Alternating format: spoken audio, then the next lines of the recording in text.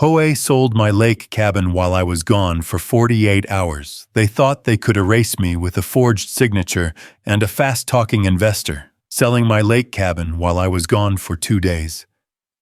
But the moment I stepped back onto that porch and saw a stranger holding keys to my own home, I knew this fight wasn't about a cabin anymore. It was about the land beneath us, and the truth buried in it. If you stand for justice the way I did, hit subscribe and stick around. These HOA power trips only get wilder from here. The gravel on the old lake road always made a familiar crunch beneath my tires, a sound I'd heard since I was a boy riding shotgun with my father. But that afternoon, as my pickup rolled toward the cabin, the sound felt different, hollow, uneasy, like the land itself was warning me. The pine trees along Clearwater Lake leaned in with their long shadows, and the blue water flickered between them like a restless heartbeat. I'd only been gone for 2 days, just long enough to pick up lumber and supplies from town. The cabin should have been exactly the way I left it, quiet, still, waiting for me the way it always had. Instead, a stranger was standing on my front porch, holding a ring of keys. He was tall, clean-shaven, city slick in a charcoal blazer that didn't belong anywhere near Montana dust. Through the windshield, I watched him jiggle one of the keys into my door lock like he'd done it 100 times. My chest tightened. My dog's metal water bowl sat on the porch. The canoe was still tied to the dock, and my tools leaned against the wall beneath the window where I'd left them. Nothing about this place said abandoned. Nothing said for sale. Nothing said his. I killed the engine, stepped out of the truck, and the wind caught the edge of my jacket like it was urging me forward. "Hey," I called, boots striking the earth hard and fast. "Can I help you?" The man didn't even flinch. He turned with a smile that didn't reach his eyes. "You must be Elias Ward. I'm Gavin Rourke. I just bought this cabin." The words didn't make sense at first. They hung there, warped by the breeze off the lake. Bought. Cabin. Mine. Before I could answer, another voice, sharp and sugary, cut through the air. "Elias, you're back early!" HOA President Marcia Dwyer stepped out from behind Gavin like a stage cue. She wore her usual pastel sweater, pearls, and that thin-lipped smile she used whenever she was about to ruin someone's week. "What's going on here, Marcia?" I asked, forcing my voice to stay steady. She lifted the clipboard she carried everywhere. The one she acted like was a badge, a Bible, and a weapon all at once. "We followed protocol. You failed to meet aesthetic compliance standards, dock color, vegetation height, structural uniformity. After 30 days without a response, the property was deemed abandoned. HOA bylaws allow us to liquidate abandoned assets." I blinked at her. "Marcia, I was gone for 48 hours. "We posted notices," she chirped, "clear as day." My stomach twisted. No one had posted anything here. Not on my door, not on my gate, not anywhere. I would have seen it. My cabin wasn't just a building. It was my wife Denise's favorite place on earth, the one spot she said made the world feel gentle again. I never let a single piece of paper sit on that property without knowing exactly what it was. Behind me, a sheriff's cruiser eased down the road. Sheriff Cole Branton stepped out, dust brushing off his hat as he approached. "Afternoon," he said, eyeing Marcia, then Gavin, then me. "Got a call about a trespasser on sold property." Sold property. The words felt like splinters under the skin. Gavin crossed his arms. "Sheriff, this man is refusing to vacate. The sale was processed through the HOA. I have the contract and keys." I watched Marcia beam like she'd just handed out candy at a parade. Sheriff Cole sighed, rubbing the bridge of his nose. "Elias, you got paperwork showing otherwise?" I swallowed hard, the lake wind cold on my back. "Sheriff, I didn't sell this place. Not now, not ever." "Well," Marcia said sweetly, "you'll need proof of ownership. Our records show transfer of authority. Every muscle in my jaw tightened. Something was wrong. Stone cold, calculated wrong. The water behind us rippled, dark and restless. My cabin, every board, every nail, every memory, was being taken from me in broad daylight. Sheriff Cole stepped closer. Elias, until we see documentation, I'm gonna need everyone calm. Calm. That was the last thing I felt. But I took a slow breath and opened the passenger door of my truck. The manila folder sitting on the seat wasn't for this. At least I hadn't thought so. Not today. But like my father always said, land remembers its owner, and sometimes the law just needs reminding. I looked up at Marcia, her smug smile, her grip tightening on that clipboard as if she'd already won. Gavin jingled the keys again like he thought ownership was measured in metal. And then I held up the folder. Sheriff, I said, my voice low but steady, before we go any further, you might want to take a look at this. Marcia's smile faltered for the first time, just a tiny crack in the veneer she wore like armor. The breeze off Clearwater Lake rustled the pages on her clipboard, and for the first time I saw something flicker in her eyes. Uncertainty. Sheriff Cole took the manila folder from my hand, his boots grinding softly against the gravel as he stepped back toward his cruiser to lean on the hood for a better look. The lake wind carried the scent of cold water and pine, and somewhere far across the surface a loon called out, long and hollow, as if announcing a shift none of us were ready for. Inside the folder were the documents I'd kept for years, copies of the lakebed rights, shoreline deeds, pump station easements, and submerged property claims. Papers most people never think about. Papers that developers overlook when they're in a hurry. Papers that HOAs don't know exist when they think they run the world. Sheriff Cole thumbed through the stack slowly, the expression on his face turning from polite lawman neutrality to something closer to alarm. Elias, he muttered, the cadence of his voice changing. You own the lake? Not just the lakes, I said, speaking quietly, letting the truth settle like dust on an old shelf. The bed under it, the shore on this side, and the pump station access your HOA uses every time they draw water for the clubhouse. Bought it all 12 years ago, legal, filed, and recorded. Marcia straightened her shoulders, but her voice wavered. That's impossible. The developer, he would have... He didn't, I said. He built a neighborhood on borrowed land without checking the fine print. Gavin shifted his weight, keys clicking against his palm. This doesn't change the fact that your cabin was sold under HOA procedures. I stepped closer, feeling the grit of the earth under my boots, the cold air sharpening my words. You can't sell something you never had a claim to, Gavin. And you, I nodded toward Marcia, can't enforce bylaws on land that predates your entire subdivision. That cabin has stood here since 1964. Your HOA was founded in 2011. The sheriff looked up at her. Marcia, did you know any of this? She didn't answer. Her grip tightened on the clipboard until her knuckles went pale. The wind fluttered her neatly pressed hair, and for the first time since I'd met her, she seemed small against the backdrop of the lake. I followed protocol, she repeated. But this time her voice was thin, brittle. We posted notices on the door. No, you didn't. I pointed toward the wooden door behind Gavin. Show me the nail holes. Show me the tape marks. Show me anything. There weren't any. Sheriff Cole saw that too. He let out a long breath through his nose. I'm gonna need to make some calls. This is a mess. A long silence settled over the porch, the kind that makes a man hear his heartbeat. The water lapped gently against the dock, as if waiting for the next move. Gavin checked his watch, growing impatient. Sheriff, with all due respect, my purchase contract may not mean diddly if it was based on false authority, the sheriff cut in. I'm not making any rulings today, but nobody's getting removed from anywhere until we understand what's what. Marcia opened her mouth to protest, but the sheriff held up a hand. Enough.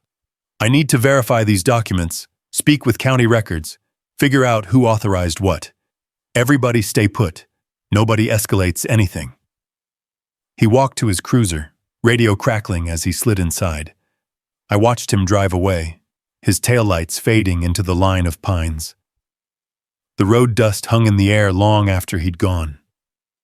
Gavin turned toward me, his calm mask slipping into irritation.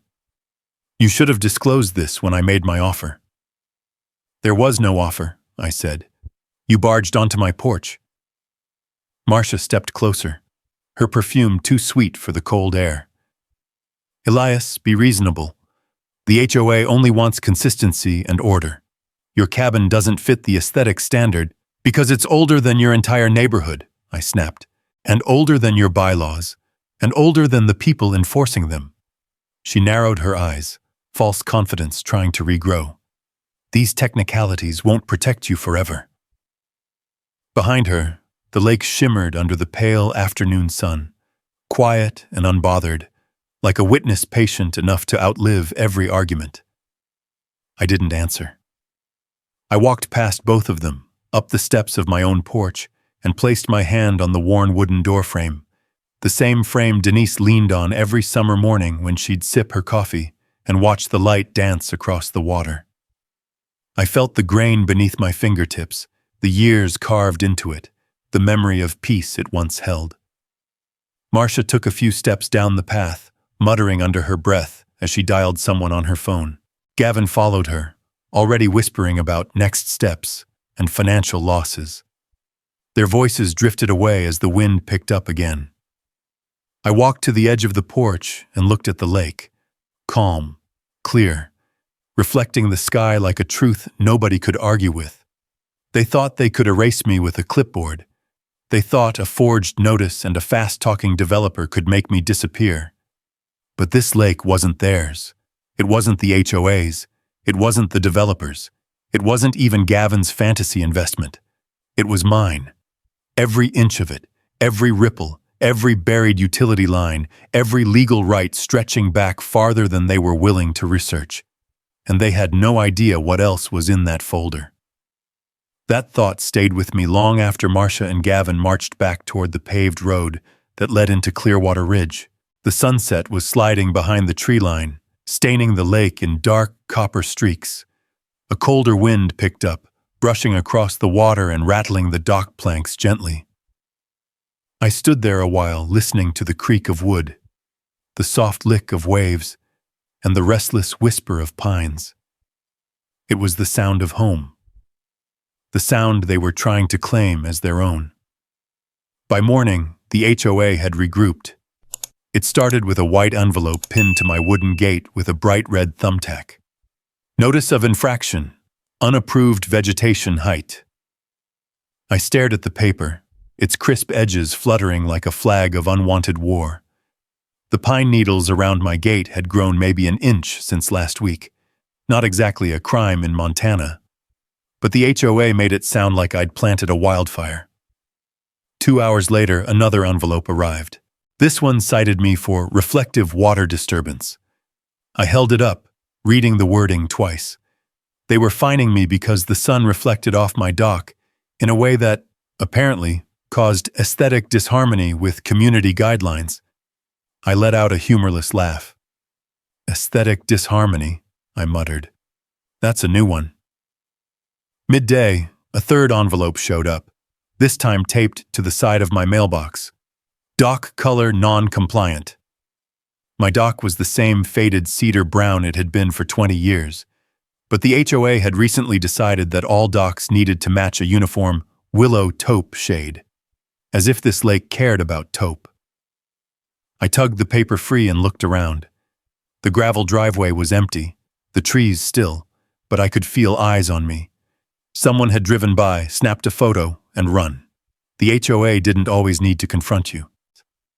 Sometimes they preferred to sting you with paper cuts, tiny slashes of authority that piled up until they bled. By the afternoon, I drove into town for groceries. On the way back, I spotted a dark SUV parked at the curve where my private road met the public one. Its windows were tinted, and the engine was off. The vehicle didn't move even when I slowed. I drove past slowly, letting the gravel crunch beneath my tires like a warning. The SUV remained still, watching. The first time, I brushed it off as coincidence. The second time, not so much. When I reached my cabin again, the wind had picked up. Dust swirled down the driveway, and the lake rippled in restless silver waves. I stepped out with the grocery bags and nearly tripped over something at the edge of the porch. A for sale sign lay flat on the boards. My stomach tightened. I hadn't put that there. I hadn't authorized it. Someone had come onto my property, hammered the sign into the ground, then either changed their mind or been interrupted. The wooden stake had fresh dirt on it, proof it had been planted not long ago. I picked it up and turned it over, reading the name of some realtor I'd never heard of. At the bottom, in tiny print, was a QR code linking to a listing that claimed my cabin was priced to sell quickly. I felt heat rise in my chest. They were trying to push me out, one little shove at a time. "Elias?" a voice called out behind me. I turned to see Lila Mercer standing near the gate. She was holding her coat close against the wind, her expression uneasy. Lila lived 2 parcels over, on the last stretch of lakefront the HOA managed to swallow up before their expansion hit legal limits. She was young, maybe mid-30s, with a little girl who liked to fish from her tiny pier. "What's going on?" she asked. "I saw Marcia's car up here yesterday, then that SUV parked by the turnoff." I leaned the "for sale" sign against the porch railing. "They've been busy." She stepped closer, lowering her voice. "Elias, be careful. They did this to my neighbor last year. Fines, accusations, false reports, until he just moved away. They say things quietly so nobody notices, but I've noticed." The wind blew her dark hair across her face. She tucked it behind her ear. "Marcia runs the HOA like a kingdom. And Gavin, well, nobody knows what he's after, but it can't be good." I studied her for a moment. She wasn't lying. There was real worry in her eyes. "Lila, have you ever seen them target someone this fast?" She shook her head. "Not like this. They're scared of something. And when people like them get scared, they get bold." I looked out at the lake again. The water churned softly beneath the dock. A storm cloud was moving in from the west, dark and thick, rolling across the mountains like a slow-moving herd. "You said they targeted your neighbor," I said. "What happened to him?" Lila hesitated. "He fought back, brought paperwork, deeds, receipts, but the HOA had already filed so many complaints that the county launched an investigation. Even though he did nothing wrong, he got tired, sold cheap, left the state." "Did he own his land?" "Yes." "And they still forced him out?" She nodded. The storm cloud groaned with distant thunder. I exhaled slowly. "Not this time." Lila stepped back, glancing nervously down the road. "Just watch your back. They don't act alone. Someone's helping them." After she left, I walked around the entire cabin, checking the windows, the shed, the dock. Everything looked untouched, but I felt the invisible pressure of eyes watching from the tree line. The kind of presence you don't see, but you know is there. The wind kicked up sharply, slamming a loose shutter against the wall. I steadied it, the wood cold beneath my hand. The lake churned, restless as the sky darkened. Back inside, I spread the HOA notices across the kitchen table. Red ink, bold stamps, threatening language. They'd crafted them carefully, enough to intimidate, but not enough to incriminate themselves outright. Paper cuts, quiet threats, each one sharper than it looked. I took a breath, steady and deep. This wasn't random. This wasn't sloppy. This was coordinated. They weren't acting alone. And somewhere behind the scenes, someone was pulling strings tight enough to snap. That truth settled in my gut like a stone as the afternoon light dimmed and the lake took on a slate-colored sheen. The wind had shifted, colder, sharper, pushing long ripples toward the marsh grass near the far bank. I stood on the porch, arms crossed, watching storm clouds gather over the mountains. Everything around me felt unsettled, as if the whole valley knew what I was about to learn next. The next morning, Rhett Callahan showed up unannounced. His old county surveyor truck rolled up the gravel drive, coughing dust behind it. I hadn't seen him in a few months, but he stepped out the same as always, broad-shouldered, gruff beard, boots worn down by 40 years of walking property lines most people never knew existed. He held a folder under his arm, his steps quick and angry. "Elias," he said, voice low, "you're not gonna like this." He followed me inside, brushing pine needles from his jacket, before setting the folder down on the kitchen table. The storm outside grew louder, tapping rain against the windows like impatient fingers. I opened the folder, slowly, carefully, because Rhett wasn't one to overreact. Inside were copies of HOA paperwork, but not just fines or warnings. These were forms I'd never seen before. Notice of non-response. Confirmation of owner silence. Abandonment claim. Each page bore my name, my address, my parcel number, and at the bottom of the final page, a signature. My signature. Only it wasn't. It was smoother, loopier, nothing like the blocky print I'd always used. I felt heat rise behind my eyes. "Where did you get these?" Rhett crossed his arms. "County office. Someone filed them last week. Perfect timing for Marcia's little property sale stunt." My breath came tight. She forged everything. "Not just her," Rhett said. "This took coordination. Someone with access. Someone who knew what boxes to check and where to drop the forms without raising suspicion." The storm cracked loudly overhead, the thunder rattling the cabinets. We both turned as another gust slammed the shutters outside. The cabin felt smaller suddenly, as if the walls had drawn closer. I flipped through the pages again. Dates, letterheads, stamps. "Rhett, these look official." He nodded grimly. "They look official because someone wanted them to. That's not amateur work." A chill ran across the back of my neck. "This means they didn't just misinterpret the law. They committed fraud." "Right," Rhett said. "And that means you've been targeted." Lightning flashed, illuminating the cabin in a harsh blue glare. For a moment I saw the reflection of the papers on the window. My name, my parcel, someone else's handwriting, pretending to be mine. I felt the explosion inside me then. Not loud, but deep. Quiet fury hardening in the chest. Before I could speak, a sharp noise echoed outside. Metal hitting wood. We both froze. Another sound, lighter this time, like someone stepping on wet leaves. I grabbed my coat and moved toward the back door, motioning for Rhett to stay behind. The rain had turned steady, pattering against the metal gutters. The air outside smelled of pine sap and wet soil, sharp and cold. I rounded the corner of the cabin and saw movement near the shed.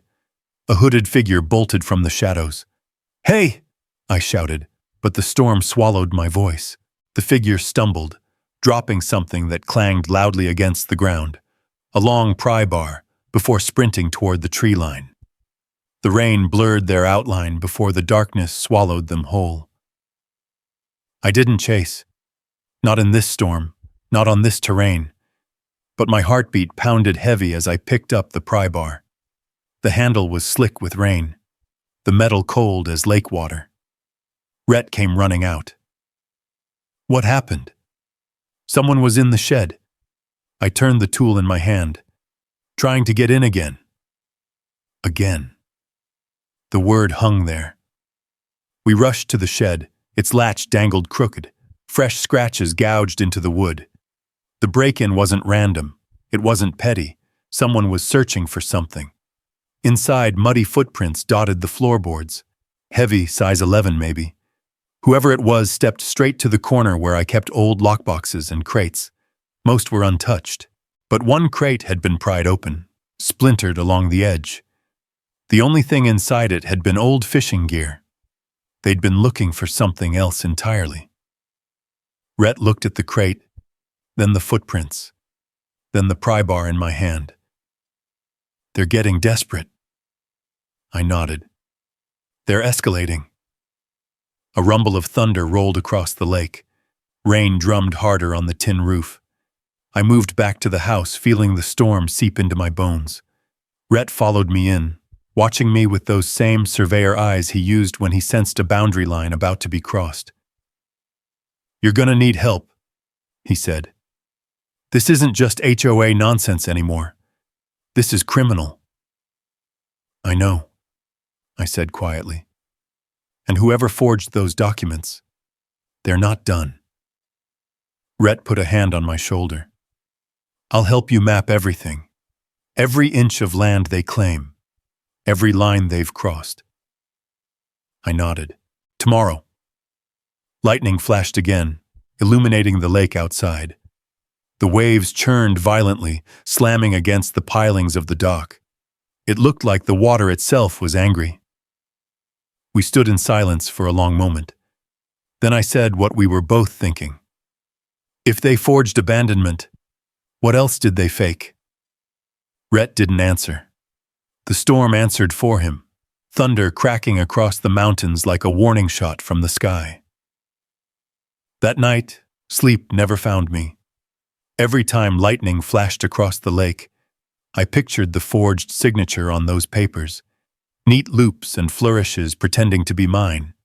Each stroke of ink felt like someone chiseling away at my identity, trying to remove me from the land one document at a time. The storm finally eased close to dawn, leaving behind a cold mist that crawled low over the water. By morning, Rhett was already walking the property line, with his old canvas satchel slung over his shoulder, a thermos in one hand, rolled maps tucked under his arm. The man had spent half his life surveying Montana backroads and forgotten lots, and he moved with the confidence of someone who trusted the land more than people. I followed him, the wet grass brushing against my boots, patches of fog rising around us like breath. "We're gonna map everything," he said, planting a bright orange survey marker into the dirt. "Every inch they think they control, every boundary they pretended didn't exist." The morning air was crisp, filled with the smell of damp pine and fresh earth. The lake behind us rippled with the soft push of a breeze. Somewhere in the distance, a hawk cried out, circling above the tree line. Rhett unrolled one of the old county maps across a portable board he carried. "Your parcel," he said, tapping with a pencil, "predates the Clearwater Ridge development by nearly 40 years. But look here. Look where their clubhouse sits." I leaned closer, breath catching. The red square marking the HOA clubhouse was planted squarely on a section of my lakebed parcel, extending into what should have been protected shoreline. "They built it on my land," I said quietly. "Not just that," he muttered, flipping to another sheet. "Their sewer lift station? On your utility easement. Their entrance gate? On your access road. And half their streetlights? Anchored right into your shoreline buffer." The wind picked up, rustling the edges of the map like the land itself was agreeing. "And this," he added, pulling out a third sheet. "This is the kicker."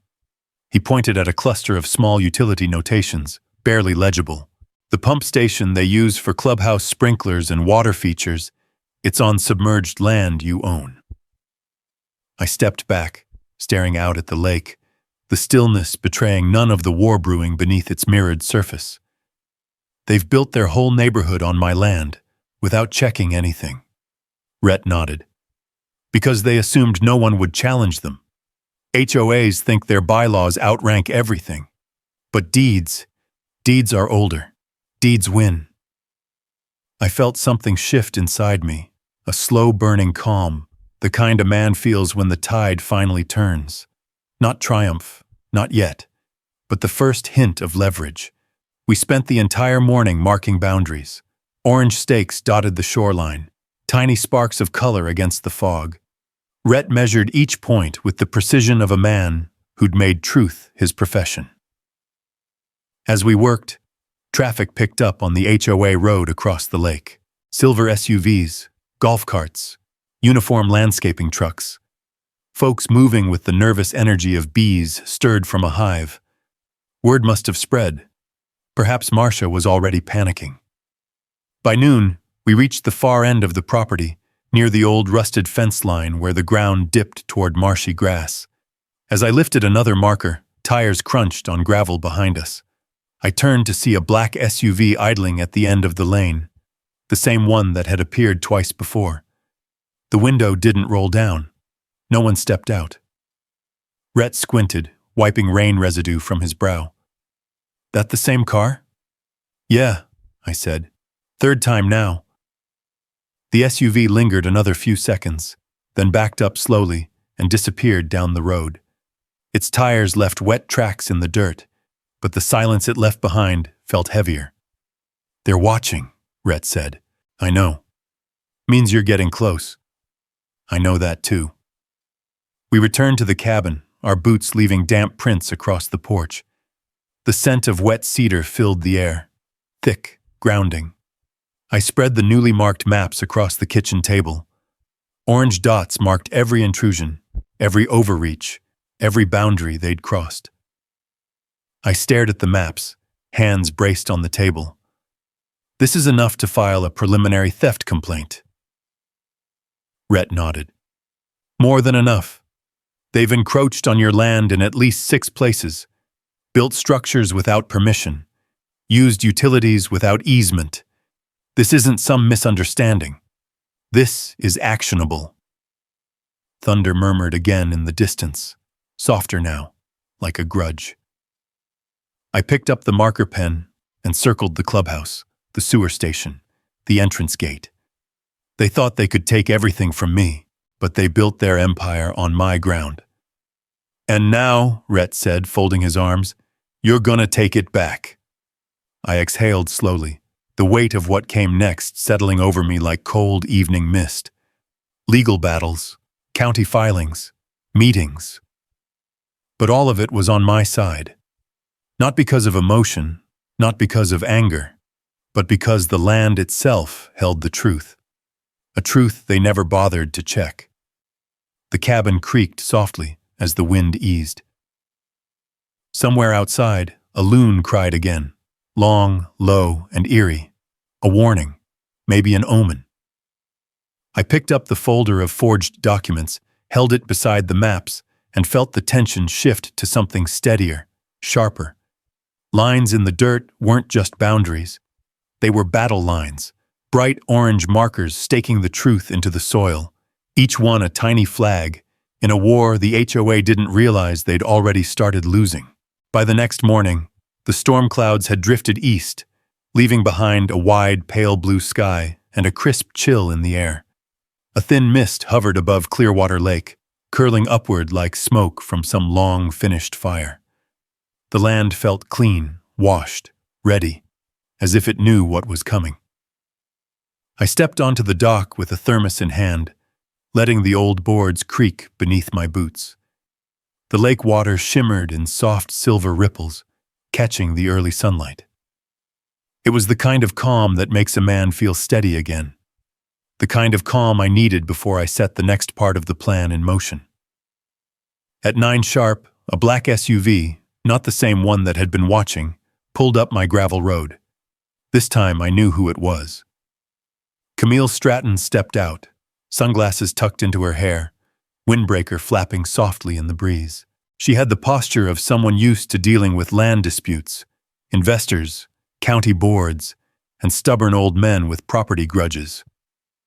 Her boots were clean but rugged, the kind worn by people who knew how to walk muddy terrain without complaining. "Morning, Elias," she said, extending her hand. "Beautiful place you've got here." "Morning, Camille," I replied. "Thanks for coming." She glanced around, the weathered cabin, the shimmering water, the stretch of pines hugging the shoreline. I can see why someone would try to take it. I motioned her toward the table I'd set up on the porch. Rhett had left me the maps from yesterday, rolled, sorted, and labeled. I unrolled them one by one as she sipped the coffee I offered. This, I said, tapping the first map, is the official record of Clearwater Ridge's infrastructure footprint. And this, I tapped the second, is what they actually built on. Camille leaned in, her brow furrowing. They're way over their boundaries. Way beyond, I said. Their clubhouse is on my land. Their sewer lift station is on my land. Even their entrance gate is sitting on a right-of-way they never asked permission to use. She nodded slowly. And you want to leverage this? I want to end their interference once and for all. But I can't do it alone. They've forged documents, committed fraud, filed false abandonment, and from the looks of it, they've got someone funding their moves. Camille set down her coffee. The wind brushed through her hair as she scanned each map again. Elias, you know my interest is the lake, the marina project on the far side of the ridge. She pointed toward the eastern shoreline. It's been tied up for a year because Clearwater Ridge claims the access roads fall under their HOA authority. They don't, I said. Not anymore. I slid a third document toward her. The lakebed rights deed, stamped by the state and signed off 12 years ago. Her eyes widened slightly. You own the entire lakebed on this side? She asked. And the submerged easements, I replied. Plus the pump station parcel. No one checked when they built Clearwater Ridge. They assumed the county owned it. Camille let out a low whistle. That's incredible. It's leverage, I corrected, and I think we can use it to solve both our problems. She crossed her arms, leaning back slightly. What exactly are you proposing? I pointed to the map showing the HOA's utilities. They're relying on land they don't own, on easements they've never legally secured. If the right entity held long-term control of these sections, the HOA loses all leverage, she finished, a slow smile forming. They'd be forced into compliance. Or, I added, into dissolution. The lake breeze swept between us, carrying the faint scent of pine and cold water. A single loon drifted near the cattails, silent but watchful. Camille lifted one of the maps. If I were to lease this land from you, the gate parcel, the clubhouse parcel, the utilities, then Clearwater Ridge would have to negotiate with me every time they wanted to flush a toilet or turn on a streetlight. I nodded. You'd hold their foundation. She laughed softly, shaking her head. Elias, this is legally devastating. It's fair, I said. They're trying to take my home with forged signatures and fake abandonment. I'm just protecting what's mine. Camille tapped her fingers on the table, thinking. I can draft a 25-year lease on the infrastructure parcels today. My attorneys will handle filings with the county. But Elias, she looked at me, serious now. This will make them panic. You need to be ready for a fight. I've been ready, I said. They targeted the wrong man. By mid-afternoon, her legal team arrived. 2 attorneys in boots and windbreakers carrying tablets and binders. We signed preliminary agreements on the porch while the breeze kept flipping the pages. They recorded every detail, every parcel number, every boundary. As they worked, I noticed movement across the water. A group of Clearwater Ridge residents stood near their clubhouse watching us from a distance. Some held their phones up, some pointed. Others just stared, confused or worried. Camille's crew walked the shoreline, marking the new leased parcels with surveying flags. Every flag that hit the dirt made the residents noticeably more agitated. Good. They were starting to realize the ground under their perfect lawns wasn't theirs. Around 4 p.m., Marcia's golf cart came zooming down the HOA path, swerving sharply as she reached the shoreline. She stepped out, waving her clipboard like a weapon. You can't do this! This is HOA-protected land. Who are you people? What authority are you acting under? Camille didn't flinch. She handed Marcia a neatly printed packet. State-verified deed records. and a long-term lease agreement signed today. The land under your clubhouse, your utilities, and your gate now falls under Stratton Eco Marina Holdings. Marcia's face drained of color. You can't. That's not. It's very legal, Camille replied calmly. Feel free to verify with the county on Monday.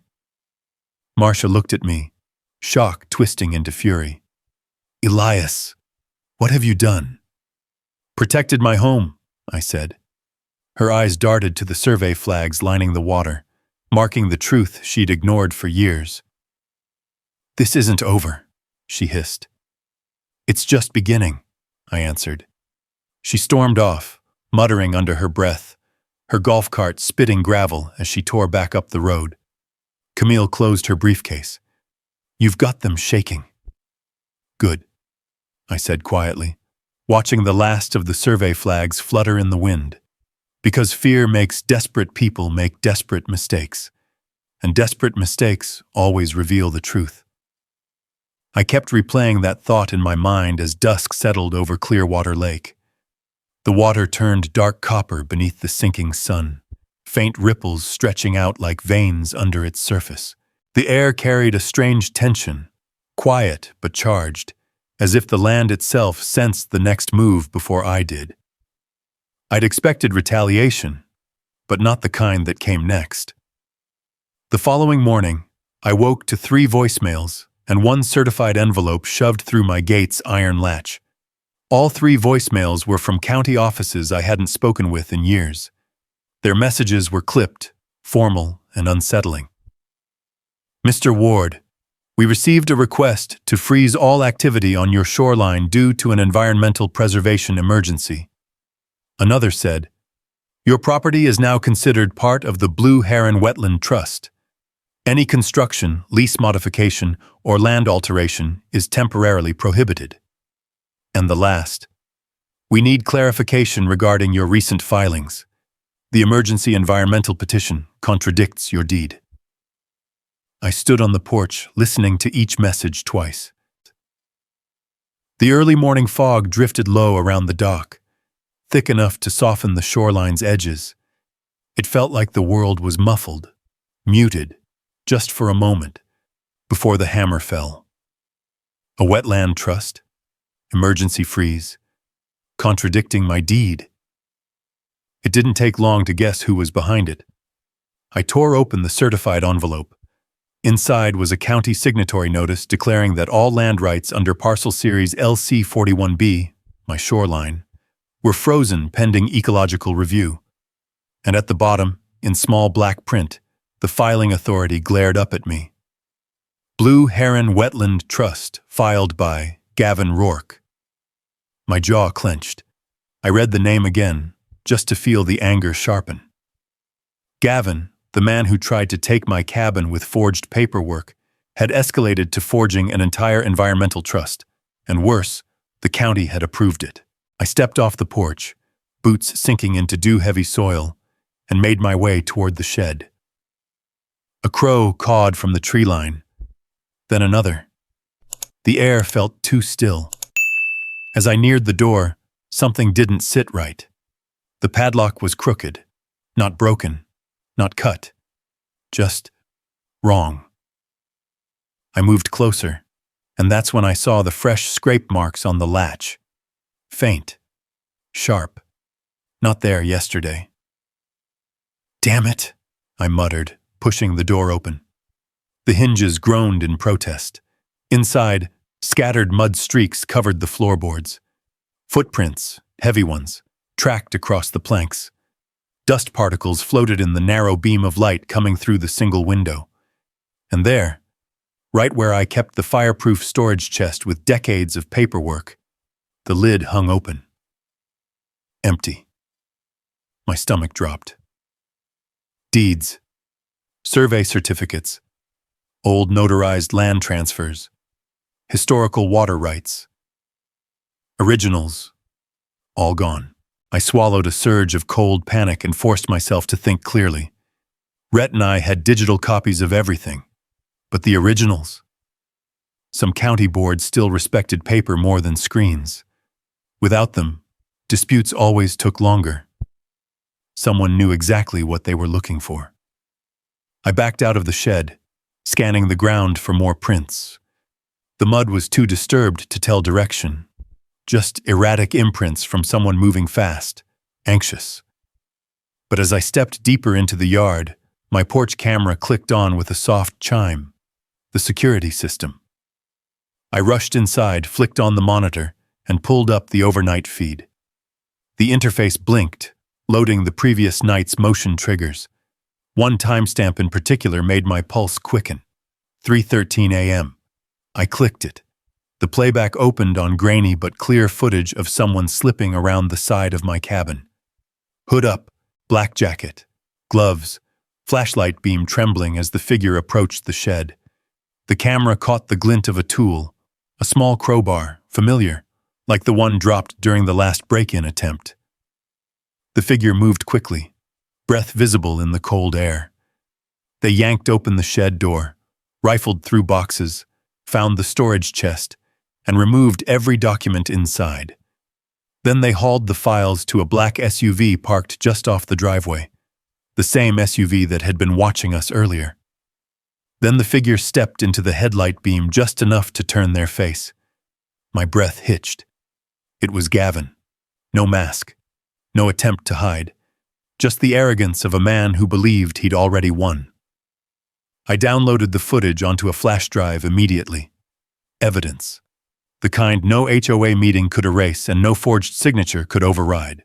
When I stepped outside again, the sun had fully risen, burning off the fog and exposing the lake in bright, cold clarity. But the air still felt heavy, as if waiting for something else to drop. Rhett arrived shortly after, his boots crunching over the gravel. "Got your message. What happened?" I handed him the envelope from the county. "They froze my land." He scanned it, muttering a string of curses under his breath. "This trust is fake. I checked the state directory an hour ago. No such group exists." I pulled out the flash drive. "And Gavin broke into the shed last night." Rhett's eyes hardened. "Then we're past HOA nonsense. He's building a case, Elias, a fake one.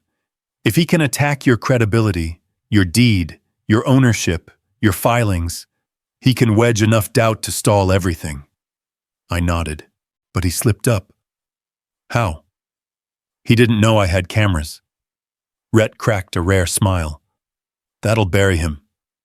But the smile faded quickly as he studied the envelope again. "We need a lawyer. One who knows environmental law, property law, and isn't afraid of a fight." I exhaled. "I know who to call." He looked at me sharply. "You sure? Bringing him in? That means you're committing to this." "I committed the moment they forged my name." The lake breeze shifted again, carrying the faint smell of rain even though the skies were clear. A sign of another storm coming, only this time it wasn't weather. It was legal. It was deliberate.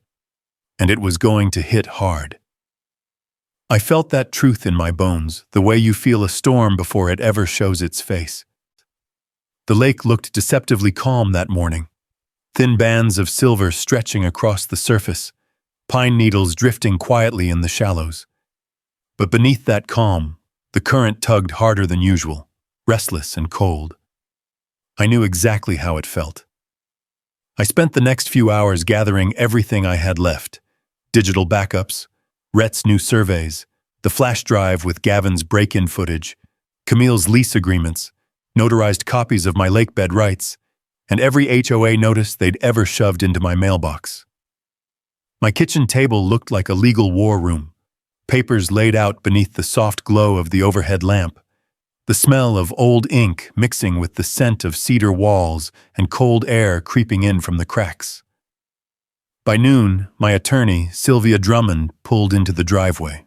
She was a small woman, in a charcoal coat, with eyes that could cut through steel, and a voice calm enough to steady a landslide. She'd handled environmental cases for 30 years, long before most HOAs even existed. She stepped inside without ceremony, scanning the table. "You weren't exaggerating," she murmured.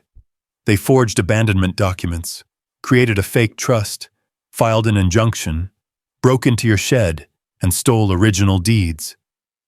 All in 1 week, I said. She nodded grimly. This isn't HOA overreach. This is organized fraud. Outside, the wind rustled the pine branches, scattering needles across the porch. The cold smell of the lake drifted inside with each draft. Sylvia adjusted her glasses and tapped the flash drive. This footage, she said, changes everything. Judges don't like liars, but they really don't like criminals pretending to be victims. I exhaled, tension loosening from my shoulders. So we still have a chance? A chance? Sylvia replied. Elias, we have leverage. Leverage. The word felt like a door cracking open in a dark room. She spent the next hour reviewing maps and cross-referencing county plats with Rhett's updated drawings. When she reached the page showing the clubhouse built directly on my parcel, she shook her head slowly. They've been operating illegally for years, and now you've leased the land underneath them to a private entity with its own legal rights. Camille doesn't play lightly, I said. She'll hold them accountable. Good, Sylvia replied, because once this hits court, the HOA is going to crumble. The hum of her SUV broke the quiet as we drove to the county courthouse. Downtown Clearwater was small, just a strip of old brick storefronts, a diner with a neon sign that flickered at the corners, and the courthouse sitting at the far end with its faded white columns. The sky above it was a dull gray, heavy with the weight of what was coming. Inside, the air smelled faintly of old books and floor polish. HOA members had gathered in clusters, some whispering urgently, some pale, some curious. Marcia stood near the doors in her pearl necklace and immaculate sweater set, holding her clipboard like a security blanket. She avoided my eyes. Gavin was beside her, in a smooth navy suit, smiling like the hero of his own story. His hair was slicked back, jaw tight with arrogance. The judge called us in. The courtroom was a small wood-paneled chamber, sunlight filtering through high, narrow windows. Sheriff Cole sat in the back row, arms crossed, watching everything with a quiet, simmering patience. Case number 23-119, the clerk read. Ward versus Clearwater Ridge Homeowners Association. Sylvia stood. Your Honor, we'd like to introduce a series of exhibits demonstrating fraud, forgery, criminal trespass, and unauthorized land use. Gavin's attorney, some suit from out of county, rose immediately. Objection. The plaintiff seeks to overwhelm the record with irrelevant claims unrelated to property transfer procedures. Counselor, the judge cut in. Sit down. We're going to hear every piece. Sylvia plugged in the flash drive. The room fell silent. The video played on the screen. Gavin slipping behind my cabin, flashlight trembling, crowbar in hand. His face visible, his actions unmistakable. He broke into my shed, rifled through storage, stole files, and loaded them into his SUV. A gasp rolled through the courtroom. Marcia dropped her clipboard. Gavin's jaw clenched, his fake composure cracking like thin ice. The judge watched the footage with a slowly hardening expression. Mr. Rourke, he said, care to explain this? His attorney leaned in, whispering furiously. Gavin cleared his throat. I had reason to believe Mr. Ward was concealing documents related to a fraudulent land transfer. I was merely stealing, Sylvia interrupted calmly. Committing a felony break-in? Destroying original deeds? Filing forged environmental petitions? Gavin stiffened. Those petitions were legitimate. Sylvia lifted another exhibit. Your Honor, according to the state registry, the Blue Heron Wetland Trust does not exist, nor did it exist on the day this freeze was filed. And here, she held up more papers, is the sequence of digital footprints linking the submission directly to Mr. Rourke's personal computer. A heavy hush settled over the chamber, broken only by the faint ticking of the judge's old desk clock. Then Sylvia pulled out the environmental petition filing. And this signature, she said, placing it beside my real signature, is not Mr. Ward's. She turned to the judge. Your Honor, this was a coordinated attempt to steal his property. The judge looked at the forged paper, then at me, then back at Sylvia. Do you have more? Yes, she said, sliding forward the lease agreements. The land under Clearwater Ridge's clubhouse, gate, sewer lift station, and utility lines now belongs to Stratton Eco Marina Holdings, via a legal lease from Mr. Ward. A murmur rippled through the room. HOA members stiffened with shock. The judge leaned back. Is that so? Sylvia nodded. Your Honor, the HOA has been operating on land it never verified, never purchased, and never had rights to. And here, she tapped the deed copy, is the original lakebed rights the HOA overlooked entirely. Sheriff Cole stood from the back row. Your Honor, he said, our office is now in possession of stolen documents and verified footage of the defendant's break-in. We're prepared to move forward with criminal charges. The judge tapped his fingers on the bench, slowly, deliberately. Mrs. Dwyer, he said, turning toward Marcia. Did you authorize this sale? Were you aware your association was building and operating on land owned by Mr. Ward? Marcia's lips trembled. I trusted Mr. Rourke. He said he was helping us reclaim order. Order, the judge repeated coldly. By committing fraud? Marcia crumbled. Her shoulders sagged. Her pearls shook against her collarbone. The judge straightened in his seat. Effective immediately, he said loudly. This court halts all HOA authority pending full investigation. The sale of Mr. Ward's cabin is void. The environmental injunction is void. And Mr. Rourke, he paused, letting silence hang like a blade, is referred for criminal prosecution. A stunned stillness washed over the room. Then everything erupted at once. HOA members shouting in disbelief. Reporters in the back scrambling for photos. Marcia sinking into her seat. Gavin cursing under his breath as deputies approached. But I didn't move. Didn't speak. I just breathed. For the first time in weeks. A release. A tremor. A quiet victory. But as I stepped outside into the cold air, the camera crews swarming around me, a cold thought crept in. The HOA might be collapsing. But Gavin wasn't finished, and neither was the storm he'd set in motion.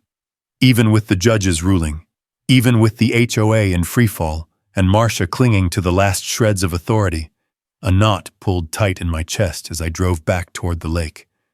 The sky was an iron gray, heavy and low, the kind of sky that made the world feel like it was holding its breath. Clearwater Lake stretched quietly beneath it, flat as glass, disturbed only by the cold wind brushing shallow ripples across its surface. Rhett met me at the cabin that evening, bringing chili from his wife's crockpot and a few words of plain comfort. You did good today, Elias, he said softly, sitting at my kitchen table. Judge shut him down hard. HOA's collapsing. Gavin's facing charges. You're on the right track. I nodded, but my eyes kept drifting to the dark window above the sink. I could see the faint reflection of the dock lantern out there.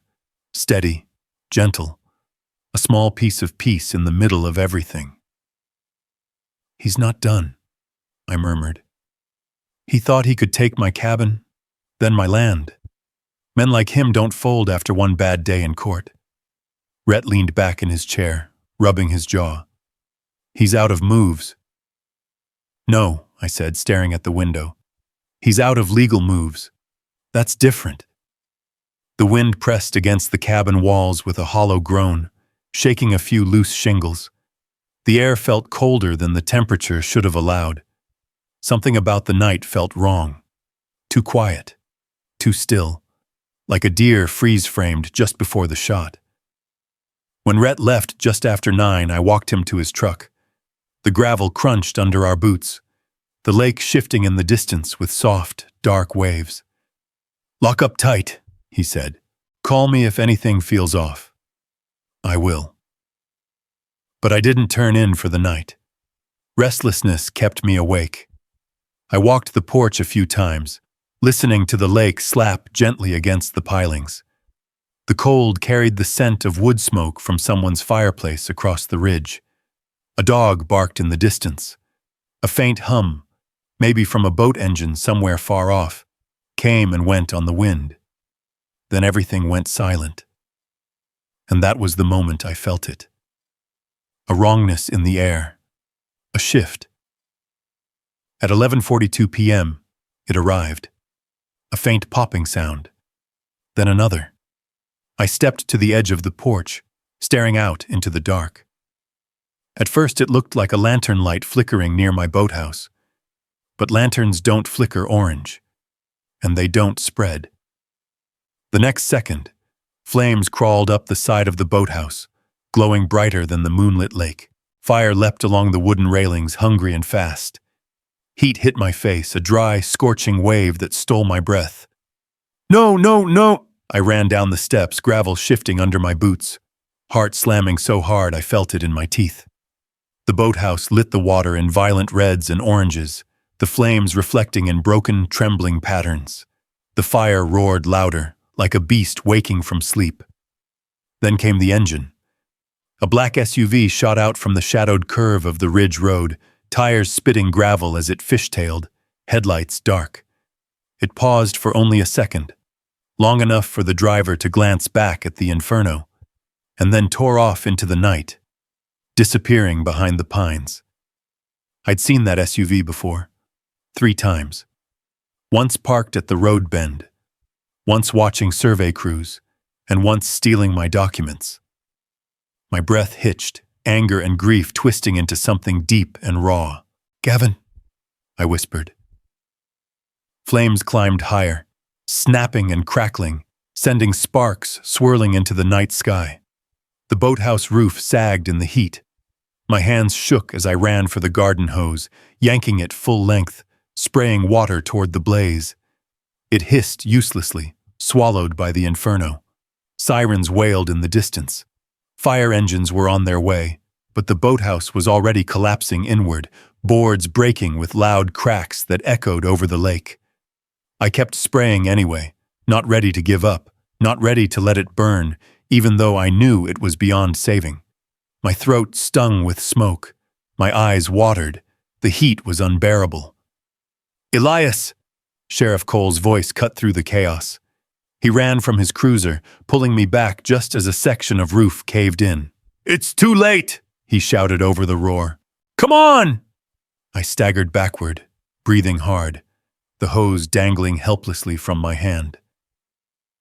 The boathouse was nothing now but a burning skeleton.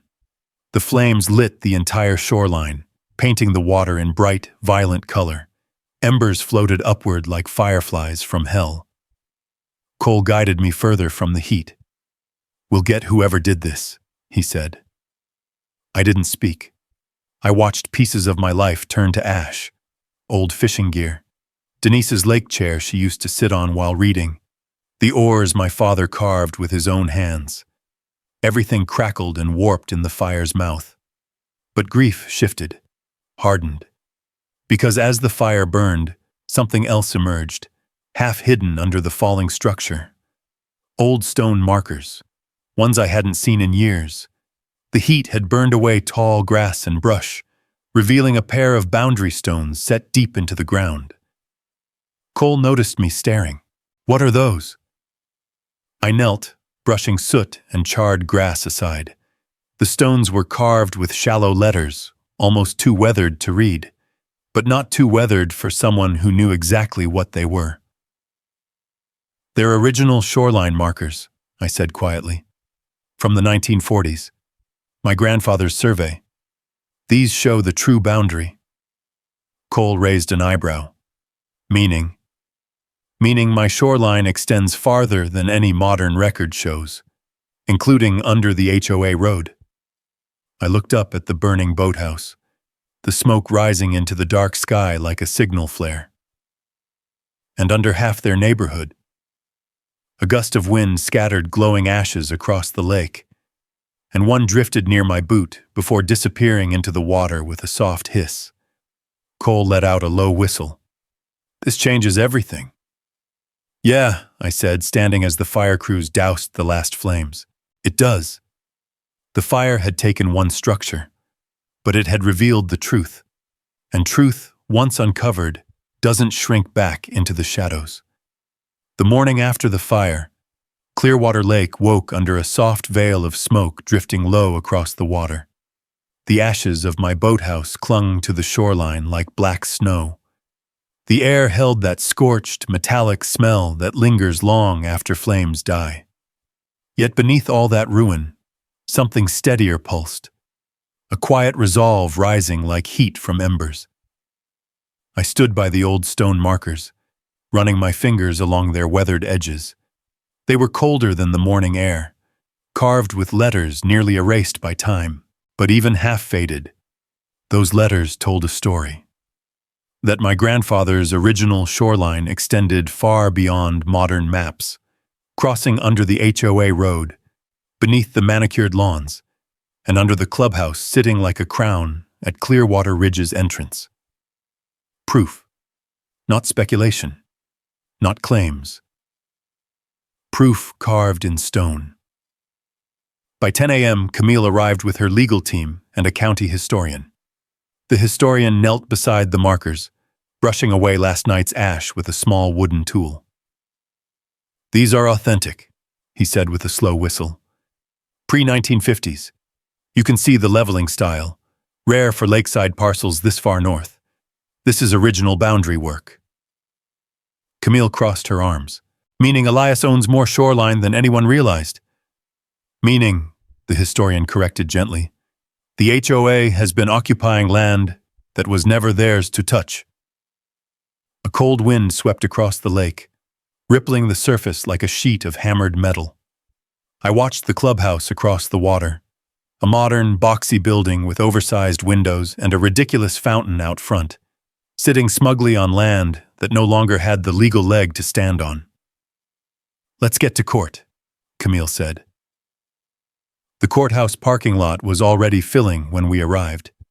News vans lined the curb.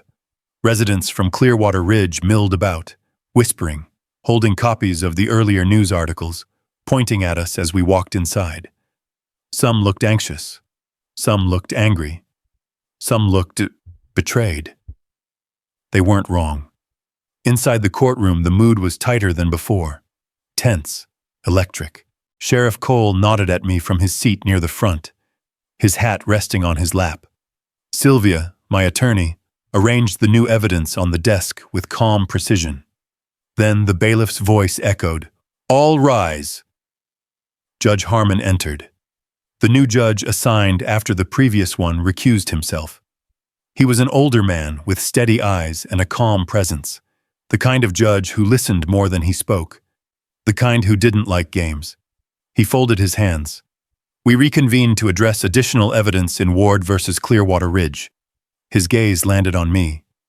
"Mr. Ward, your counsel may begin." Sylvia stood. "Your Honor, after last night's fire, new evidence surfaced on Mr. Ward's property. Original boundary markers from the 1940s confirming expanded shoreline rights." She submitted photographs, historical maps, and the historian's sworn statement. The judge examined each page carefully. "This places nearly half of Clearwater Ridge's shoreline structures, including their main road and clubhouse, squarely on Mr. Ward's property," Sylvia continued. "Without easements, without permission, without legal standing." A murmur swept the room. Gavin shifted uncomfortably in his seat, a stark contrast to the smug confidence he'd worn days earlier. His attorney leaned in, hissing sharp whispers. Even from across the room, I could see the panic tightening his jaw. Then Sylvia played the footage again, the break-in, the theft, the forged environmental trust. The courtroom watched every second in frozen silence. When it ended, even the fluorescent lights seemed to buzz louder. Judge Harmon cleared his throat. "Mr. Rourke, do you wish to address this evidence?" Gavin stood, but his voice cracked. "Your Honor, I acted based on information provided by the HOA president. I believed Mr. Ward was committing. Sit down, the judge said, not unkindly, but firmly enough to snap Gavin's excuses in half. Then the judge turned to Marcia. She looked smaller than I'd ever seen her, pearls askew, hands shaking. Mrs. Dwyer, he said, were you aware the association lacked proper easements for its structures? She swallowed hard. I trusted Mr. Rourke. He said he handled the filings. So, you authorized the sale of a resident's cabin without verifying ownership? Her lip trembled. I just wanted order. The community was supposed to look a certain way. We had standards. Standards do not supersede property rights, the judge replied, or the law. He shuffled the papers, took a long breath, then delivered his ruling with the weight of a closing thunderclap. Effective immediately. The fraudulent sale of Mr. Ward's cabin is null and void. In Clearwater Ridge, HOA is to be dissolved permanently. All assets owned by the HOA, including their clubhouse, front gate, undeveloped lots, and improvements, are to be liquidated to compensate damages. Mr. Rourke is referred to the district attorney for charges including fraud, document forgery, and criminal trespass. Mrs. Dwyer is barred from serving in any HOA leadership capacity statewide. The expanded shoreline rights revert fully to Mr. Ward. Gasps broke across the courtroom. Someone dropped a clipboard. One resident started crying. Another cursed under his breath. And me? I just breathed, because the storm they tried to drown me in had finally broken, and I was still standing. Outside the courthouse, reporters swarmed, microphones waving, cameras clicking. I answered a few questions, but most of my focus stayed on the lake visible in the distance, glimmering like it knew its truth had finally been heard. Over the next weeks, the neighborhood unraveled. Contractors arrived to assess the clubhouse. Law firms showed up to dissect liabilities. Residents packed up, grateful or furious, depending on the day. And Camille's marina plans moved forward, this time without obstruction. The land beneath the old HOA structures was reassigned to her company after liquidation. She insisted on buying the parcels from me properly, at full value. You earned this, she told me as she handed me the final contract. Not through revenge, through truth. I rebuilt slowly, choosing materials carefully. Cedar beams, hand-sanded decking, windows that opened wide to invite the lake breeze inside. Friends came to help. Rhett hauled lumber. Sheriff Cole hammered posts. Camille donated the new dock planks. One evening, after the day's work was done, I stood on the fresh porch overlooking the water. The sky was painted in streaks of gold and lavender. The lake glowed like a living thing. In my hand was a picture frame, charred at one edge but still holding strong. Denise's smile gazed back at me. I placed it gently on the mantel inside the new cabin. Still here, I whispered. The breeze rustled through the pines, soft and warm. Somewhere across the lake, a loon sang its long, lonely call. If anyone had asked what victory felt like, I would have told them this. It wasn't loud. It wasn't fierce. It was quiet, steady, like the lake at dawn. Justice, not vengeance. A home reclaimed, a man unbroken, and a neighborhood reminded of a truth they'd forgotten. You can steal a house, but you can't steal the land beneath a man's feet. You can steal a house, but you can't steal the land beneath a man's feet. If you've ever stood your ground against something unfair, drop a simple justice in the comments so folks know they're not alone. And if you'd ride with me through more stories like this, about dignity, grit, and fighting back the right way, go on and hit subscribe so you don't miss the next one.